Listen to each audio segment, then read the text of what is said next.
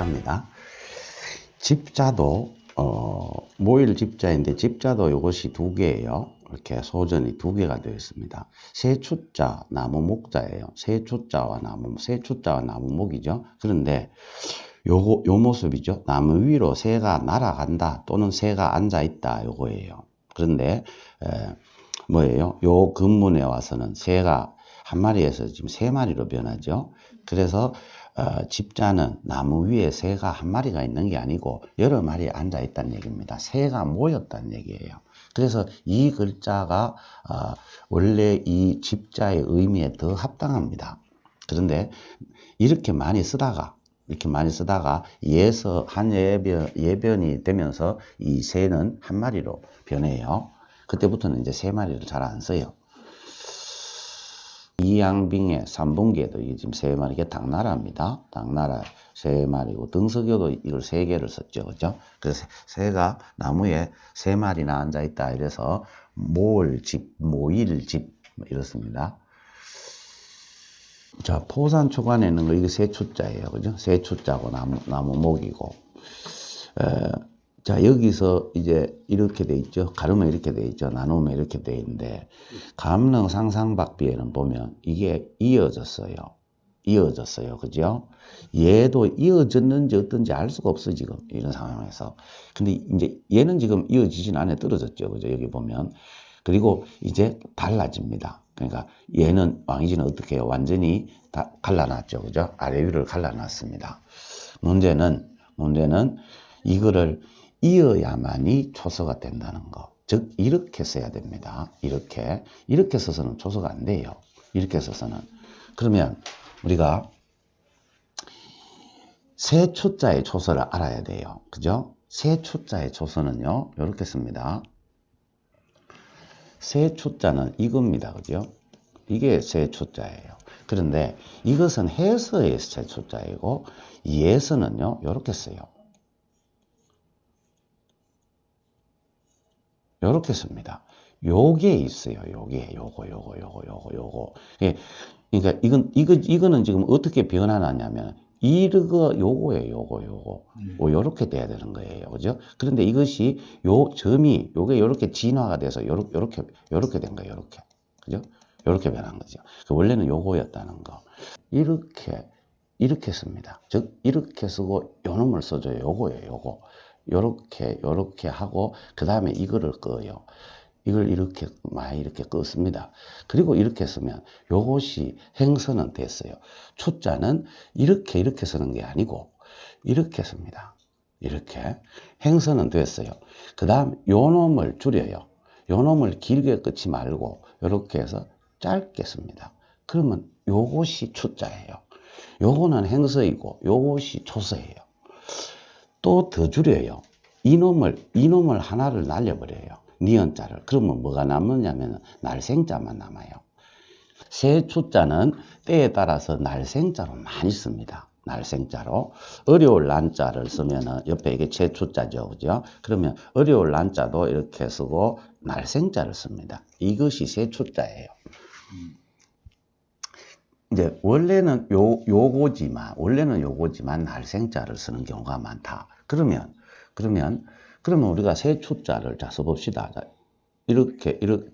자, 다시 이렇게 해서 이래서 세추자를 썼고 나무목자를 쓰면은 그러면 집자가 됐겠네. 맞아요. 요건 집자가 됐어요. 그랬는데 요렇게 쓴 사람이 거의 없어요. 거의 없다. 그러면 어떻게 썼느냐? 이놈을 한꺼번에 꺼요. 이놈을. 즉 말하자면 이 두 자로 나누어서 쓰는 것이 아니고 이렇게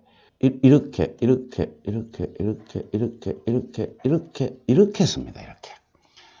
이게 지금 이제는 지금 한자잖아요. 그죠? 이게 나무 목자하고 위에 세조자 중간에 저게 붙어버렸죠. 요렇게 쓰고, 그리고 밑에 이것을 쓰고, 이렇게 쓰면 이게 집자예요. 이것을 초소화시킨 겁니다. 이거 두 개가 아니고, 이게 아니고, 이놈을 초소화시킨 거예요. 위에 세추자를 요만큼 써놓고, 바로 밑에 이거를 나무 목자를 같이 이렇게 써버려서, 그래서 요 모양이 집자가 돼요. 그래서 지금 여기가 지금 해놨는 것이 바로 요거예요. 자, 요것이 세초자가요. 여기서 요까지가 세초자예요. 요까지가. 얘도 지금 요렇게 해서 요까지가 세초자고, 왕이지를 보면 좀 이해가 잘 될 거예요. 이걸 보면 자, 이렇게 됐죠. 이렇게 이거 쓰고 이렇게 썼으니까 여기에서 진화가 되면 요렇게 그리고 하나 둘 하고 이렇게 해서 이렇게 가. 요걸 더 짧게 쓰면 돼요. 요렇게 쓰면은 이해가 됩니다. 그래서 요렇게 진화가 된다는 거. 자, 집자가 쉽지 않죠? 이렇게. 그러면 이것은 어떻게 해야 되느냐? 우리 회소를 가지고 그걸 해봅시다. 자, 니은이 하나예요. 또 니은이에요. 맞죠? 니은 두 개예요. 니은을 두 개를 이었었어요. 그리고 요것은요, 볼시자지만 안일미자를 쓰면 돼요. 안일미. 그래서 니은 두 개 쓰고 안일미자를 쓰면 이것이 집자입니다. 집자의 조서가 돼요. 자, 그리고 이것을 봐야 돼요. 예항명. 자, 예항명이라는 것은, 예항명은 남북조예요. 그죠? 남북조 시대에 남조, 북조가 있어요. 그러니까 동진이 망하고 이제 천하는 남조와 남쪽에는 남조, 북조에는 그 북위하고 서위 뭐 이런 위나라하고 나라가 만약 10몇 개가 돼요. 그리고 남조는 4나라밖에 없어요. 송, 제, 양, 진. 이렇게 송치량천에서 4나라밖에 없어요. 근데 북쪽은 나라가 10몇 개나 돼요. 그리고 북쪽은 이제 북이라고 하고, 그러니까 북쪽, 이제 남북조죠. 그래서 합쳐서 남북조예요.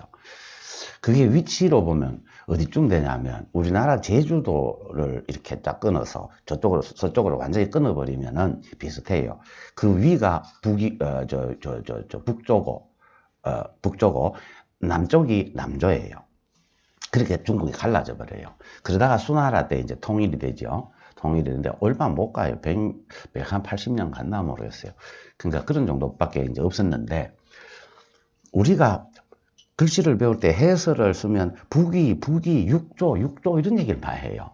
그게 전부 북조에 있었던 비석들이에요. 또는 땅속에 묻혀 있던 거라든가 이런 것들인데, 그런데 남조에는요, 금비령이 있었어요. 비석을 절대 못하게 한 거예요.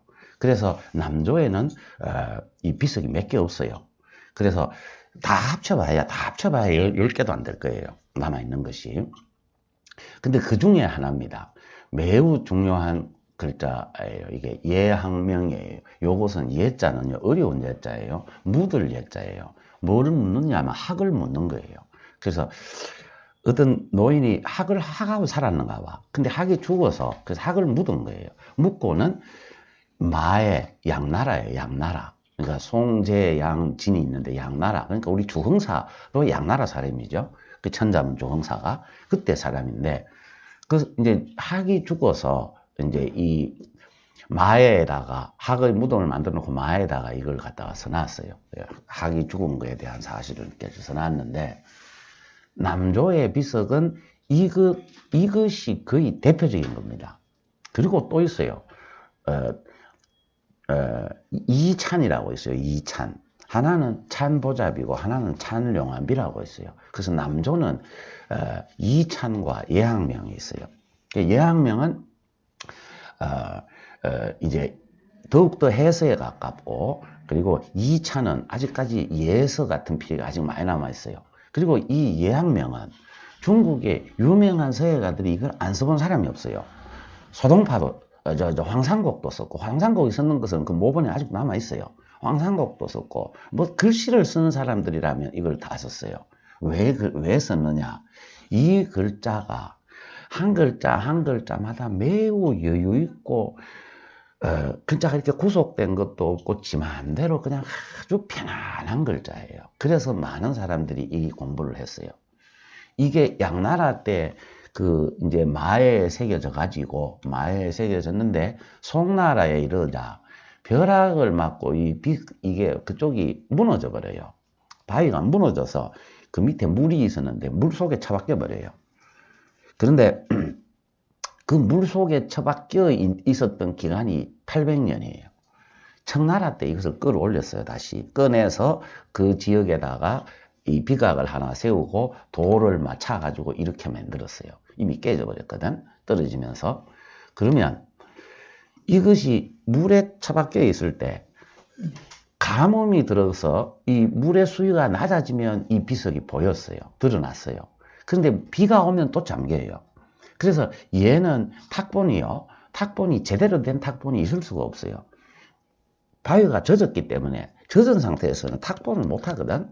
그래서 그렇지 않으면은 이 송나라, 그러니까 이 비가 이 마해가 물속에 처박히기 전에 탁본을 했던 것을 물수자 이전 수전본이라고 하고, 청나라 이후에 강희 이후에 이것이 다시 물에서 끄집어내서 만들어 놓고 탁본을 한 것은 수후본이라고 해요. 수후본.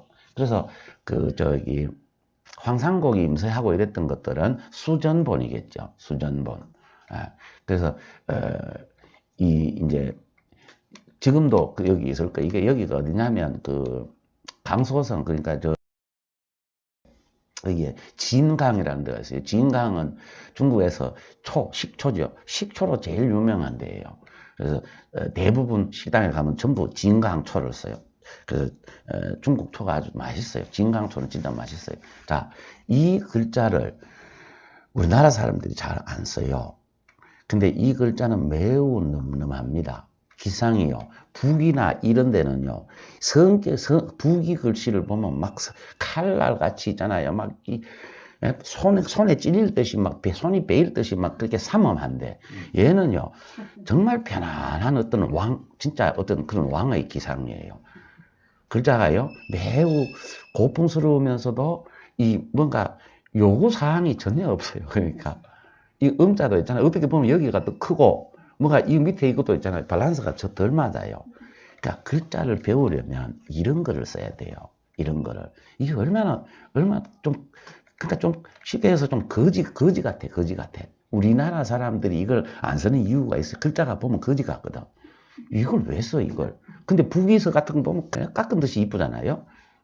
그래서 거기서 문제가 있다는 얘기예요, 문제가. 이거 음자도 봐요. 뭐가 이게 짝대기가 안 맞잖아요. 여기는 이렇게 되고, 여기는 척히 올라갔고. 그죠? 그리고 원필이죠. 원필이 뭡니까? 각이 안 들어있죠. 그죠? 동글동글 하잖아요.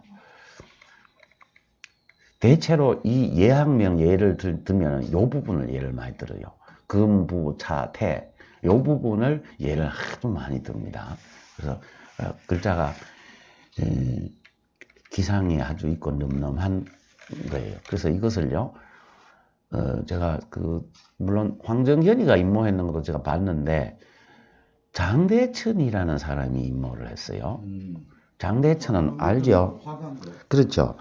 장대천이가 이제 원래 중국 사천 사람인데, 국민당 따라서 이제 대만으로 가잖아요. 대만으로 가서 평생 대만에서 사는데, 근데 이제 요래 생겼어요. 요래 생긴 사람인데, 이거 중요한 도장이 한 방 나왔네요. 읽을 수 있겠어요? 뭐예요?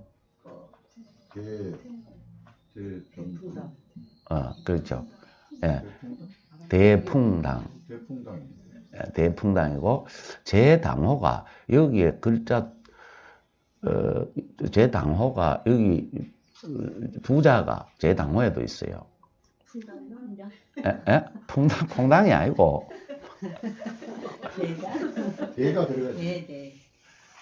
이거는 뭐예요? 큰 바람이 부는 집이죠? 네. 저는 풍자를 빼고 큰 비가 오는 집. 그래서 대우당이에요. 그래서 대우당이라고 이렇게 해놓으니까 대만의 정각 선생님이, 야, 너 장대치, 니건 땅다첸 핑아 이러더라고. 뭔 얘기냐면, 니 장대천이 하고 한 붙잔 얘기냐? 이런 얘기예요. 근데 그게 이제 저는 우리 집 사정을 잘 몰라서 그래요. 왜 그러냐? 우리 집에는 집사람 이름이 비우자 한자예요. 그죠? 그래서 우리 집에는 이제 이 사람을 크게 모시는 집이에요. 그죠? 그래서 대우당이에요. 그래서 대우당. 애처가란 얘기지. 참 좋아하시겠다. 근데 저기에도 보면 여기 한글 여기에 도장이 한 방 이렇게 어디 찍혀 있는데 거기도 있잖아요. 뭐라고 써 있었냐면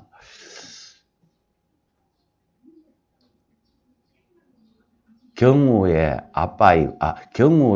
지압이고 은지의 아빠이요. 그러니까 이제 경우가 우리 집 사람이니까 그 경우의 지압이고 우리 애가 은지니까 은지의 아빠이요. 오늘 한번 나해. 요번에 한번 써먹었네. 그래서 이 장대천은요, 이게 지금 회기요. 이 사람은 이걸 보고 회기 이렇게 꿈틀거린다고 생각했겠죠. 그래서 회기요, 봐요. 꿈틀꿈틀하죠. 예. 그래요? 요렇게 쓰는 바람에 대만에 일시적으로 이 사람 서풍이 전부 유행을 해요. 그러니까 그 밑에 뭐 제자들이 있어요. 뭐 사종환도 있고 뭐도 있고 있는데 전부 글자를 요렇게 써요. 획을 요렇게 꼬불랑꼬불랑 요렇게. 그게 장대천이가 결국은 이 예학명에서 등력을 해서 요렇게 해석을 한 거죠, 자기는. 근데 지금 제가 봤을 때 꼬불꼬불이 너무 반복적으로 심하다는 생각이 들어요. 조금 덜 꼬불꼬불 해야 되는데. 그리고 글자가 너무 예뻐요. 실제로 예학명 이렇게 예쁘지를 않지요. 얘는 지금 너무 예쁘게 썼어요. 그래서 예학명, 비석 아주 중요한 비석입니다. 그건 꼭 써보셔야 돼요. 이게 그러면 남이 해서로 우리가 평가를 해야 돼요. 뭐가요? 남이 해서로 예학명을 봐야 돼요. 남어 해서? 남위.